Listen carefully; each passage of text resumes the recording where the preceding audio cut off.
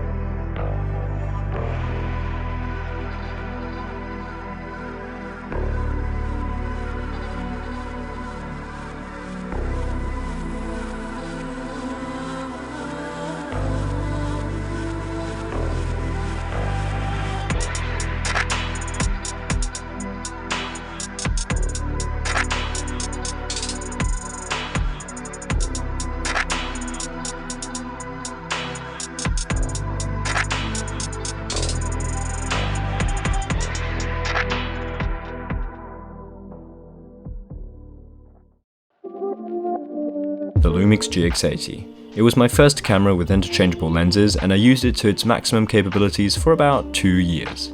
Now the GX80 isn't my main camera anymore, the Sony a7 III has taken that place, but I still use it regularly as a second camera. In my video about frame rates, I had a lot of B-roll that was shot with the GX80. Basically all the shots in which you could see the a7 III, the video was obviously shot with the GX80.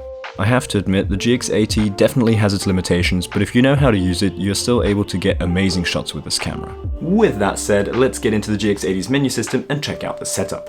So here we are. In this video I'll be covering following points. Starting off with the image file and continuing with picture profiles, focus settings and the video recording settings. The image file is of course RAW. If you plan to edit your photos in an image editing program such as Adobe Lightroom, I highly recommend shooting in RAW because that format captures as much data as possible to give you the maximum flexibility when editing. If that is not the case and you just want to snap images and use them as they are straight out of the camera, shoot JPEG. And if you shoot JPEG, choose the highest quality settings for the best results. Now, when it comes to picture profiles, we need to differentiate between video and photo. For photography, if you shoot in RAW, choose whatever you want, because when shooting in RAW, the picture profile will be deleted as soon as you import the image into an editing program to neutralize the photo. When shooting in JPEG, just choose whatever look you prefer. I always shoot in RAW and just choose the standard picture profile. However, when it comes to video, the picture profile becomes very relevant. Videos are like JPEGs, the picture profile you apply stays and is not reversible. For video, I encourage you to shoot in a flat picture profile to capture as many details and dynamic range as possible. Unfortunately, the GX80 doesn't provide a flat picture profile like the GH5's Vlog. Therefore, I shoot in the standard picture profile, but I set the contrast, sharpness and noise reduction to the lowest setting. This will give you the flattest possible look with the least over-sharpening. But I warn you, even with these settings, the picture is not going to be very flat and you might have to recover some details in post-production. Next, let's move on to the focus settings. For photography, I mainly shoot with AFS, which is single autofocus. That means you half press the shutter and the camera will set focus and lock it as long as you keep your finger on the shutter. When necessary, I'll use manual focus.